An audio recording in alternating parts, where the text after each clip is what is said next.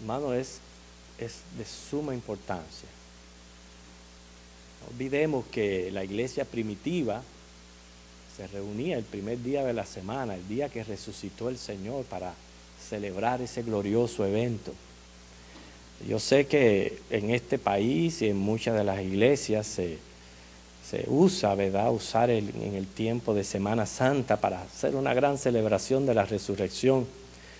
Pero sin embargo, cada domingo, cada día del Señor debe de ser un recordatorio para nosotros de ese glorioso evento que le ha dado sentido racional al cristianismo. Por ende, podemos estar seguros que nuestra religión es la verdadera, que está apoyada sobre doctrinas fundamentales y bien sólidas, porque son promesas del Señor. Vamos a leer estos versículos de nuevo y vamos entonces a realizar los comentarios que corresponden a las 4 últimas consecuencias que dejamos para el día de hoy. Dice 1 Corintios 15, 12. Pero si se predica de Cristo, que resucitó de los muertos, ¿cómo dicen algunos entre vosotros que no hay resurrección de muertos? Porque si no hay resurrección de muertos, tampoco Cristo resucitó. Y si Cristo no resucitó, vana es entonces nuestra predicación, vana es también vuestra fe. Y de esos versículos pudimos deducir que sin la resurrección el evangelio no tuviera sentido. Esa fue nuestra primera consecuencia. La segunda, que sin la resurrección vana fuera la predicación. Y la tercera, sin la resurrección vana fuera la fe. Y comparamos entonces el cristianismo a otras religiones y a otras creencias que hay por ahí que no tienen sentido. Pero las consecuencias continúan, dice el versículo 15. Y somos hallados falsos testigos de Dios, porque hemos testificado de Dios que Él resucitó a Cristo, al cual no resucitó, si en verdad los muertos no resucitan. Porque si los muertos no resucitan, tampoco Cristo resucitó. Y si Cristo no resucitó, vuestra fe es vana. Aún estáis en vuestros pecados. Entonces también los que durmieron en Cristo perecieron. Si en esta vida solamente esperamos en Cristo, somos los más dignos de conmiseración de todos los hombres. Así que otra de las consecuencias de negar la resurrección es que los apóstoles se convertirían en testigos falsos. Ahí Pablo lo dice en el versículo 14, cuando dice nuestra predicación, o sea, lo que él hablaba, y después él se pone como un testigo. Si no hay resurrección, ellos serían testigos falsos y culpables de mentir deliberadamente. Pero yo le añadiría un poquito más a esto, y hasta inclusive usaría la palabra imbéciles. Fueran imbéciles porque dieron su vida por el cristianismo, hermano. Ellos fueron mártires del cristianismo. Entonces, si no hay resurrección, no solamente serían falsos testigos, hubieran sido unos hombres imbéciles. ¿Por qué? Porque Cristo a ellos les dijo que Él iba a resucitar. En Lucas 18, 31 al 34, Juan 16, 16 al 33, en aquellos diálogos y aquellas conversaciones que Jesús tuvo con sus discípulos, Él se los dijo, que Él iba a resucitar. Y más que esto, sabemos que 3 de ellos experimentaron la transfiguración del Señor Jesús en Marcos 9, del 12 al 13. Los mismos testigos, los discípulos afirmaron que ellos vieron a Cristo resucitado y hasta que lo habían palpado. Entonces, si todo aquello es mentira, es claro que ellos serían falsos testigos. No solamente los apóstoles, sino también todos los predicadores a través de los siglos, porque nosotros predicamos la doctrina de los apóstoles, o sea, lo que el Señor le dio a los apóstoles, lo dejó como fundamento para la iglesia, Y eso ha servido de base para nosotros los predicadores, poder traer un mensaje completo. Y un mensaje sin la resurrección no es un evangelio completo. Por eso es una de las consecuencias de negar la resurrección. Pero la del que menciona los versículos 16 al 17, más trágica todavía, porque sin la resurrección, entonces sí que no hay salvación. Si no hay resurrección, piense por un momento, ¿de qué nos está salvando Cristo? ¿De qué? No tiene lógica, no tiene sentido. Pero yo iría un poquito más allá. ¿Para qué entonces Cristo encarnó en hombre? Si la vida acabara con la muerte. No tiene sentido su encarnación, no tiene sentido que Él haya tomado una naturaleza humana, que haya venido a compartir nuestra naturaleza, porque sabemos que Él pasó por todo lo que pasa un hombre, tentado en todo, pero obviamente sin pecado, como dice Hebreos 4:15. O sea que todo esto fuera sin sentido. Cristo, como todo hombre, Él nació, murió, pero sin embargo resucitó. Por lo tanto, si Cristo resucitó, eso garantiza la resurrección de nosotros los hombres, pues experimentaremos lo mismo que Cristo.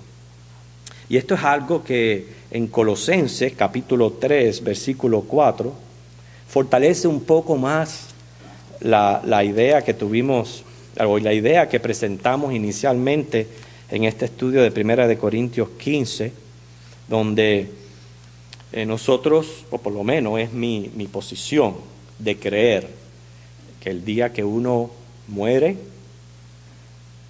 el alma de uno va directamente a la presencia de Cristo en el cielo, a descansar, a esperar su cuerpo de resurrección. Y este versículo de Colosenses capítulo 3, 4, mire lo que dice: cuando Cristo, vuestra vida, se manifieste, y nosotros sabemos que estamos esperando su manifestación. Su manifestación es cuando Él venga por su iglesia a buscarla en el rapto. Entonces vosotros también seréis manifestados con Él en gloria. O sea, el mismo suceso que ha experimentado Cristo hombre, lo vamos a experimentar nosotros los hombres. Por eso es que las almas esperan, descansan hasta el momento de su resurrección, hasta el momento de ser incorporados en un cuerpo. Y entonces vamos a ser manifestados con Él en gloria, en cuerpos glorificados. Pero si Cristo resucitó, nada de esto es posible. Sin embargo, Él nos llama a nosotros hermanos de la resurrección. O sea, Él es nuestro Dios y Él es nuestro Salvador y nuestro sumo sacerdote. Sin embargo, Cristo hombre nos llama hermanos. Hermanos porque vamos a tener la misma experiencia. Y de los hermanos, Él es el primogénito. Él es el primero en haber resucitado para nunca más morir. Entonces, si decimos que no resucitó, nuestra fe es vana, carece de sentido. Yo diría, habría que adoptar otras posibilidades ilusas. Esa palabra ilusa significa crear esperanza sin fundamentos reales. Y eso es lo que hace la gente que no cree en la resurrección. De todo lo que mencionamos la semana pasada, se me olvidó preguntarles a ustedes cuál de ellas usted cree que sea más tonta. Me olvidé de preguntarle. Porque ¿cuál de ellas era más tonta de todo lo que creen las diferentes religiones que hay por ahí? ¿Cuál es más tonta, la reencarnación o la aniquilación? Y eso es porque tienen que decir algo acerca de la vida del más allá. Pero hermanos, hay otros que le dan diferente origen y diferente sentido a la vida. Si no hubiera resurrección, entonces habría que adoptar alguna otra teoría predominante por ahí, como es el panteísmo, que es el que unifica todas las cosas en una sola sustancia, o el idealismo, que creen en un principio unificador del mundo, y que ese principio unificador es el pensamiento, o sea que para ellos todo lo que existe es puro pensamiento. O sea que esto que está sucediendo ahora no es real, es un pensamiento. Usted se asombra, hay gente que cree eso. O el agnosticismo que hemos hablado mucho aquí en este estudio, que niega la posibilidad de conocer la realidad fundamental de la existencia. O el materialismo, que explica todas las cosas por un solo principio, la materia. Para ello es nacer, trabajar y morir, y se acabó. La evolución, que es la opinión científica actual de la naturaleza, empleada en la filosofía moderna. Ustedes saben que lo que creen es que es el próximo paso. Yo pregunto, bueno, si somos producto de lo que ha venido evolucionando, ¿en qué vamos a evolucionar? Y el otro día supe la respuesta. Vamos a evolucionar en robots. Fíjense si no es así, que yo no sé por qué últimamente más que nunca me estoy dando corrientazo por todos lados. Y especialmente aquí en la iglesia. Voy a tocar la manigueta, ya esa manigueta de esa puerta, primero voy y le hago así. ¿En qué vamos a evolucionar? Fíjense. Miren esta idea para que ustedes vean que es absurda.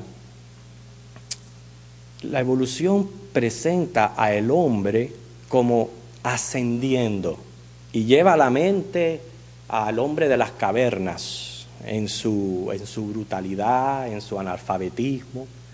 Y de ahí es que piensa que el hombre ha ido en progreso, y muchos consideran a esas tribus perdidas o salvajes que no han evolucionado mucho más de aquella etapa primitiva.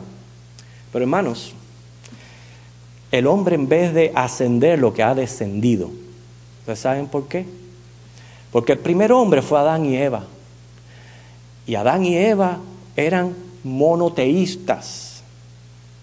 Sin embargo, a medida que ha ido pasando los años, el hombre se ha convertido en politeísta, en ateísta, y aunque usted ve que la ciencia cada vez avanza más y la tecnología, lo que está haciendo es embruteciendo más a los seres humanos.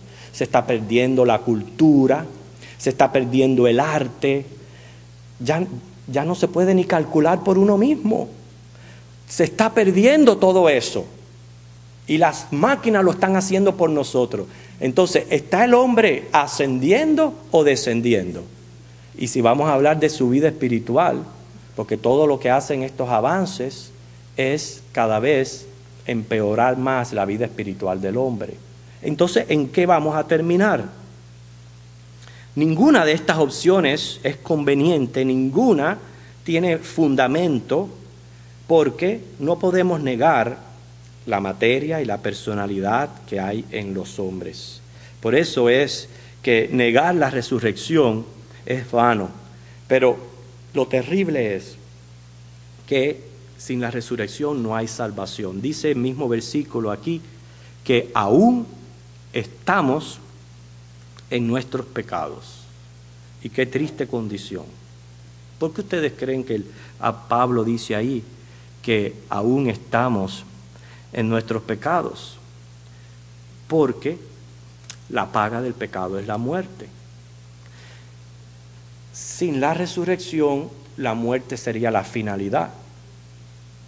Entonces, morimos en nuestros pecados.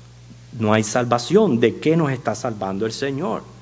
Fíjense que la mayoría de las religiones tienen el factor común de negar el cielo y el infierno. O sea, prácticamente lo que están negando es la posibilidad de una salvación.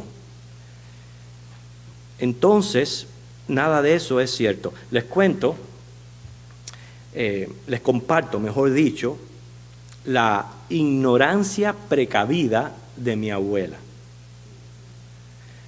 Cuando mi abuela era muy católica, extremadamente católica, y un día ella vivía en los altos de La Habana, ¿verdad? En aquellos apartamenticos bien pequeños con un mini balcón. Y según me cuenta mi madre, ella no podía salir al balcón porque el balcón lo ocupaba San Lázaro. Era tan grande que ocupaba todo el espacio del balcón. Sin embargo, había una hermana cristiana, todos los domingos caminando, ella pasaba y le decía: Juana, ¿por qué no viene conmigo a la iglesia? Y ella siempre le ponía una excusa. Pero un domingo dijo: ay, ya para quitarme esta mujer de arriba voy a ir. Y fue a la iglesia el domingo. Y ese domingo ella se convirtió.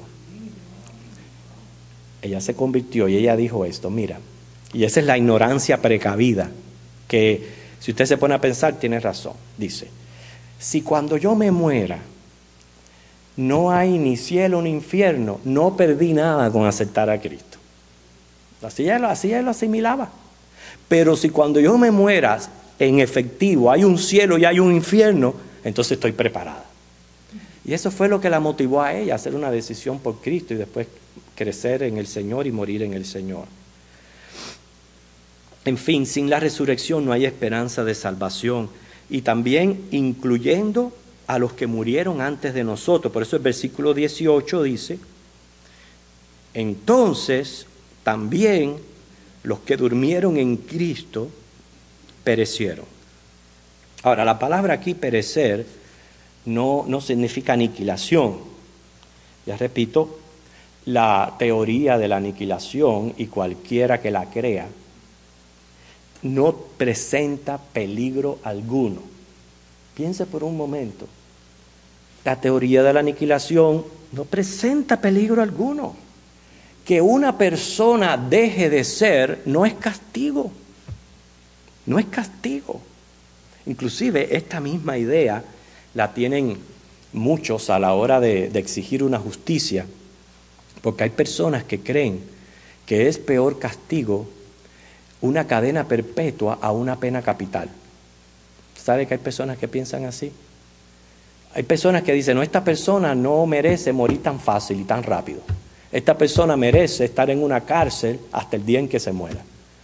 Lo mismo es con la teoría de la aniquilación. La aniquilación no presenta peligro, porque dejar de ser no es castigo. Es más, vendría a ser un alivio para el suicida. Ustedes saben que hay tristemente personas que acuden al suicidio pensando que van a acabar con todos sus problemas, y no es así. Al contrario, los que se han acelerado a entrar al tormento eterno. Por lo menos nosotros creemos de que el suicida no va al cielo por la simple razón. Esto no significa, porque quiero aclarar entre paréntesis que se escuchó de un caso de una misionera que perdió su mente, perdió el control de su mente, ella se volvió loca y en su locura ella cometió suicidio. Acuérdense que Dios es justo en todos sus juicios, y van a haber casos extraordinarios que Dios sabe lo que hace. Pero cuando yo me refiero que un suicida no entra al reino de los cielos, es porque hay una promesa de Dios para todos sus hijos, que Él nunca nos va a dar una tribulación que nosotros no podamos soportar. Porque dice: junto con la tribulación viene la consolación. Y está siempre Cristo ayudándonos a salir de cualquier situación, no importa cuán grave sea, siempre Dios está ahí con sus hijos, esa es su promesa. Entonces, una persona que llega a cometer un suicidio da a entender de que nunca tuvo un encuentro con Cristo, de que no es un hijo de Dios, y muere en ese estado, y al morir en un estado sin Cristo, es lo que es el pecado imperdonable. Entonces, por eso es que el suicidio no viene a ser una solución para lo que es para salir de cualquier problema. El suicida es considerado igual que un asesino. Pero al fin y al cabo, hermanos, esta doctrina de la aniquilación no presenta ningún castigo. Aquí cuando dice perecieron, ¿verdad?, significa perderse para siempre en condenación. ¿Por qué? Porque la resurrección de Jesucristo es la garantía que el creyente es justificado. Fue la victoria sobre la muerte. es la paga del pecado. Si Cristo no resucita, la condena no ha sido paga. La deuda todavía no está saldada. Entonces, no tenemos abogado para con Dios. Ustedes saben que Segunda de Samuel, capítulo 12, cuenta la triste historia de lo que le ocurrió al rey David. Él sufrió la consecuencia de perder a un hijo. Tuvo que haber sido muy triste para él. Y lo particular de la historia es que él estuvo acongojado, muy acongojado, mientras que su hijo estaba convaleciente. Pero cuando su hijo murió, él se levantó y dijo: yo voy a él, mas él no volverá a mí. Y dice, él no va a volver a mí, pero yo sí voy a él. Y eso le sirvió para reanimarse y en medio de su dolor y tristeza seguir adelante. Si no hubiera resurrección, no tuviéramos la esperanza de volver a ver a nuestros seres queridos. O sea, ya se perdió todo. Yo perdí a mis dos padres. Yo no me cabe en mi mente que ya yo no los vuelva a ver más nunca. Okay. Sin embargo, esa esperanza de la resurrección es la que nos ayuda a nosotros a mantenernos en esta confianza. Y la última consecuencia de todo, que es el versículo 19, es la séptima consecuencia, que dice: si en esta vida solamente esperamos en Cristo, somos los más dignos de conmiseración de todos los hombres. Yo le puse como título: sin la resurrección, el cristiano es un tonto. Eso es lo que somos, tontos. Esa es la última consecuencia que presenta Pablo. ¿Cómo es la vida del cristiano? Es una vida de abnegación, ¿verdad? De cuidado, de abstinencias. Tenemos que ser bien selectivos en nuestra vida. Tenemos que ser pacientes y tolerantes los unos con los otros. Es una de las cosas más difíciles cuando el Señor lo llama a convivir en la sociedad cristiana.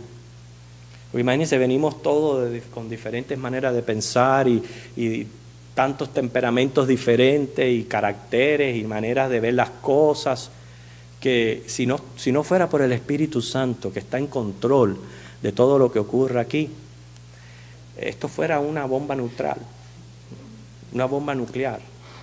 Sí, Señor, y aún así cada rato por ahí se oyen los chispetazos. Se oyen. ¿Okay? Y el Señor, sin embargo, estaba manteniéndolo todo. Oye, y hay que ser paciente y tolerante para no decirle 4 cosas a una persona en la iglesia, entre cristianos. O sea que la vida del cristiano es gloriosa, pero no es fácil, hermanos. No es fácil. Imagínense que todo esto fuera por gusto. Por eso dice, somos los más dignos de conmiseración.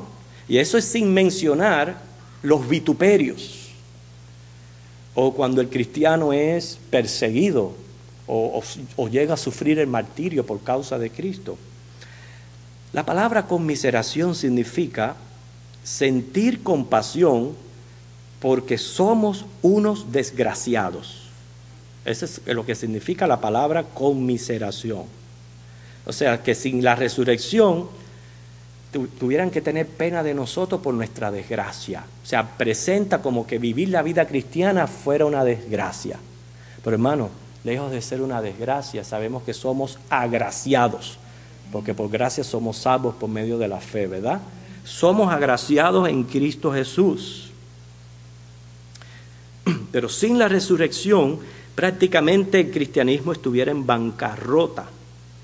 Nuestro tiempo, nuestras energías, nuestros recursos, todo lo que estamos invirtiendo en el reino de los cielos fueran esfuerzos religiosos vanos. No sabríamos vivir la vida. Y tendrían razón los que dicen, vive la vida loca. Tendrían razón. Sí, Señor, pero, ahí está, hay que poner el pero. Nosotros sabemos que sí hay resurrección y que sí vale la pena vivir para Cristo. Y ustedes ven, hermanos, para muchos es esfuerzo, el serle fieles al Señor, el congregarnos, el mantener el servicio al Señor, todo lo que nosotros hacemos, recuerde, nada va a perder su recompensa. Cuando Cristo venga, Él viene con su galardón. Esta es la hora de sembrar, no mañana. Mañana ya puede ser que suene la trompeta y el Señor venga. No piense que mañana es la oportunidad suya. La oportunidad es hoy.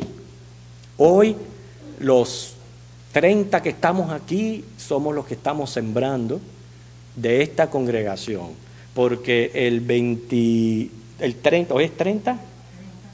El 30 de agosto del 1911 se está escribiendo un registro en una de las iglesias de Cape Coral. 2011. Del 2011. ¿Qué dije? 1900.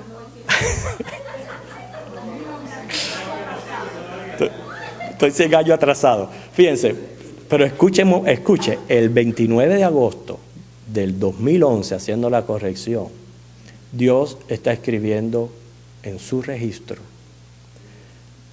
que cada uno de ustedes estuvieron presentes donde Él estaba reunido con su pueblo para orar y congregarse. 30. Menos mal que Dios es perfecto y Él sabe tener el registro correcto. Pero también está escribiendo el que no vino a la iglesia porque estuvo más interesante la novela, o estuvo más interesante aquello o esto, o no planificó el tiempo durante la semana y las cosas que está haciendo hoy lo hubiera podido haber hecho otro día y hubiera estado aquí presente. Todo eso está siendo escrito, todo eso, y nosotros no lo vemos, pero un día cuando el Señor venga, viene con su galardón, y nos vamos a dar cuenta que lo que estuvimos sembrando no fue en vano. Y no fue en vano porque Cristo resucitó. Hemos tratado 7 consecuencias de negar la resurrección. A nosotros quizás nos asombre que hayan millones de personas que piensen lo contrario a nosotros, pero los hay en este planeta Tierra. De los 7 billones de habitantes, millones no comparten nuestra opinión de que Cristo resucitó de los muertos y que como Él resucitó, también nosotros vamos a resucitar. Pero fíjense que el versículo 20 dice, mas ahora. O sea, ya Pablo va a indicar lo contrario, para contraoponerse o hacerle frente a las doctrinas que niegan la resurrección. Y él va a presentar evidencias convincentes que sabemos que Cristo es el verdadero Dios y la vida eterna. Esas las vamos a tratar la semana que viene. Que el Señor les bendiga, hermano.